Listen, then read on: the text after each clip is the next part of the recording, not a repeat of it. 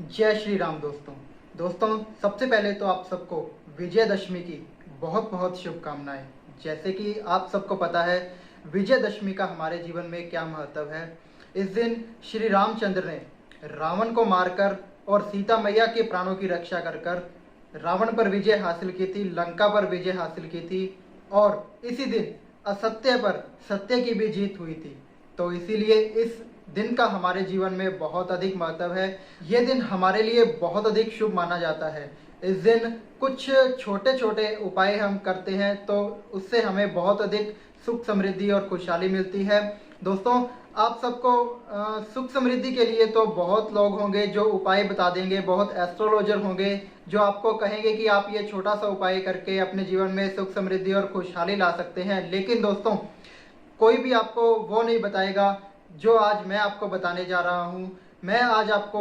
ऐसा एक उपाय बताऊंगा जिसे यदि आप दशहरे पर आज के दिन करते हैं तो आप अपने जीवन में शांति का अनुभव करेंगे, संतोष का अनुभव करेंगे, आप एक खुशी महसूस करेंगे जिसके लिए शायद आप बहुत ही समय से इंतजार में थे। जी हाँ दोस्तों, मैं बात कर रहा हूँ कि यदि आपसे कोई ऐसी गलती हो गई है, यदि आपसे कोई ऐसी भूल हो गई है जिसका आप प्रायश्चित तो करना चाहते हैं लेकिन आप उसको किसी के सामने व्यक्त नहीं कर सकते, आप किसी को बता नहीं सकते और आपके मन पर उसका बहुत बोझ है। आपको है कि आप उसे किस तरह से अपनी भूल को सुधारें ताकि उससे मिलने वाले दुष्प्रभाव से आप बच सकें। तो दोस्तों, आज ऐसे ही उपाय के हम बात करेंगे इस वीडियो में, जिसमें हम आपको बताएंगे आपकी अपनी भूल को सुधारने के लिए कुछ छोटे छोटे उपाय। मैं आज आपको 2 से 3 उपाय ऐसे बताऊंगा जिनमें से आप कोई भी उपाय अगर कर लेते हैं तो आप अपनी गलती की माफ़ी मांग सकते हैं, अपनी गलती का प्रायश्चित कर सकते हैं और उस गलती से बने बोझ को अपने दिमाग से हटाकर आप उस शांति का अनुभव कर सकते हैं जो आपके जीवन में खो चुकी है। उपाय बताने से पहले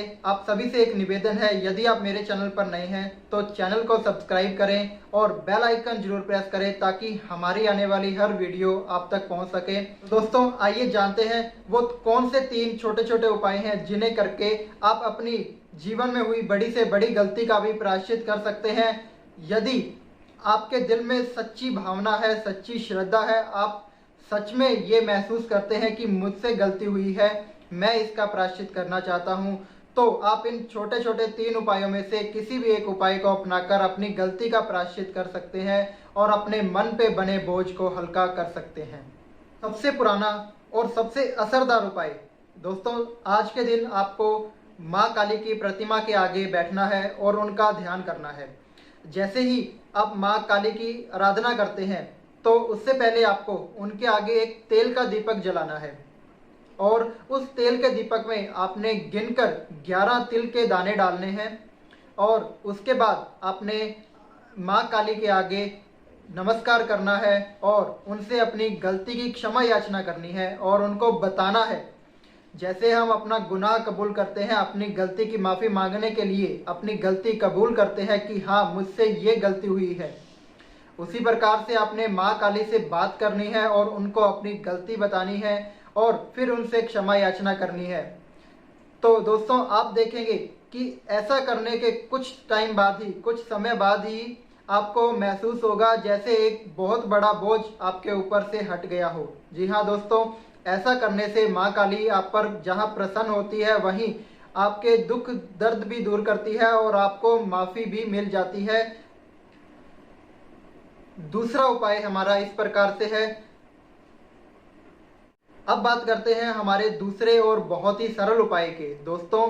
ये इस उपाय में आपको थोड़ा समय जरूर लगेगा लेकिन इसका रिजल्ट, इसका भी असर आपको उसी प्रकार से मिलेगा जिस प्रकार से बाकी उपाय आपको असर देंगे। जी हाँ दोस्तों, आपको करना क्या है, आपको आज के दिन, दशहरे वाले दिन एक पौधा अपने घर लेके आना है।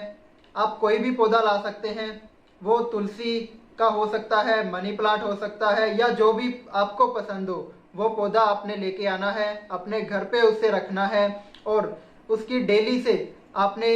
देखभाल करनी है और देखभाल करते हुए आपने उस पौधे के साथ बातें करनी है, उसे अपनी प्रॉब्लम्स बतानी है, उसे वो बताना है जो आपसे गलती हुई है। आपने उस पौधे से माफ़ी मांगनी है, आपने उसे ये बोलना है कि मेरी इस भूल को किसी भी तरह से बख्शाए और मेरे मन पर जो बोझ बना हुआ है उससे मुझे राहत दिलाए। तो दोस्तों, आप देखेंगे कि जैसे जैसे वो पौधा बड़ा होगा, जैसे जैसे वो बड़ा होगा, आपके मन से वैसे वैसे उस गलती का बोझ कम होता चला जाएगा और आप देखेंगे कि कुछ ही टाइम में, कुछ ही समय में आपको बहुत ही शांति का अनुभव होगा और आपके मन से वो बोझ उतर जाएगा जो गलती आपसे अनजाने में हुई थी। अब बात करते हैं हमारे तीसरे उपाय के बारे में। दोस्तों, उपाय ये भी आपके लिए बहुत ही असरदार रहने वाला है, लेकिन इस उपाय में आपको कुछ एक बातों का विशेष ध्यान रखना होगा, तभी इस उपाय का आपको रिजल्ट मिल पाएगा। तो दोस्तों, आपको करना क्या है, दशहरे वाले दिन, आज के दिन आपको शाम को एक आटे का दीपक बना लेना है और दीपक आपको 4 मुखी वाला दीपक बनाना है, जिसके 4 मुख बनते हैं, ऐसा दीपक आपने बनाना है और उसे आपने शाम के वक्त एक शमी के पेड़ के नीचे रखकर और तेल का दीपक वो आपने जलाना है। जी हाँ दोस्तों, शमी के पेड़ के नीचे उस दीपक को आपने जलाना है और फिर हाथ जोड़कर क्षमा याचना करनी है, प्रार्थना करनी है और अपनी भूल के लिए क्षमा मांगनी है। एक विशेष बात इस उपाय को करते वक्त जो आपको ध्यान रखना है कि आपको इस उपाय को करते समय कोई भी रोके टोके नहीं, कोई आपको बीच में बुलाए नहीं और सबसे मेन बात, इस उपाय को करते समय आपको पीछे मुड़कर बिल्कुल भी नहीं देखना है। ऐसा करने से इस उपाय का असर खत्म हो जाता है और दीपक जलाने के बाद, क्षमा याचना करने के बाद जब आप वहां से अपने घर की ओर प्रस्थान करेंगे तो भी आपने इस बात का विशेष तौर पर ध्यान रखना है कि आपने पीछे मुड़कर नहीं देखना है। चाहे आपको कुछ फील भी हो तो भी आपने पीछे की तरफ बिल्कुल भी ध्यान नहीं देना है और बिल्कुल सीधा अपने घर की तरफ चले जाना है। तो दोस्तों, ये थे वो 3 सरल उपाय जिन्हें करने से आप अपनी गलती का प्रायश्चित कर सकते हैं, जो गलती आपसे जाने अनजाने में हो गई है, जिसे आप किसी को बता भी नहीं सकते, लेकिन आपके मन पर उसका बोझ है, आपके दिमाग पर उसकी टेंशन है और आप उस गलती का प्रायश्चित करना चाहते हैं, दिल से करना चाहते हैं। तो ऐसा करने से आपको अवश्य इसमें सफलता मिलेगी, आपको क्षमा याचना मिलेगी और आप पर ईश्वर की कृपा भी बनी रहेगी। तो आज का दिन, दशहरे का दिन आपके लिए बहुत शुभ होने वाला है। तो मेरी आप सभी से यही विनती है कि अगर आपके मन में इस प्रकार की कोई भी परेशानी है, कोई भी आपको इससे लेकर टेंशन है, तो आप इस उपाय को कर सकते हैं और यदि आपको कुछ समझ में ना आए तो आप हमें हमारे नंबरों पर संपर्क भी कर सकते हैं। हम हमेशा आपके लिए तैयार रहेंगे। और इसके अतिरिक्त यदि आप ज्योतिषी से संबंधित किसी भी प्रकार के उपाय जानना चाहते हैं या आप जानना चाहते हैं कि आपको कौन सा रत्न धारण करना चाहिए, आपका जीवन रत्न या आपका भाग्य रत्न कौन सा है, इसके अतिरिक्त यदि आप अपने घर का नक्शा भी वास्तु के अनुसार संतुलित करवाना चाहते हैं तो भी आप हमें हमारे नंबरों पर संपर्क कर सकते हैं। हम आपके घर का नक्शा बिल्कुल वास्तु के अनुसार 100% संतुलित करवा कर देंगे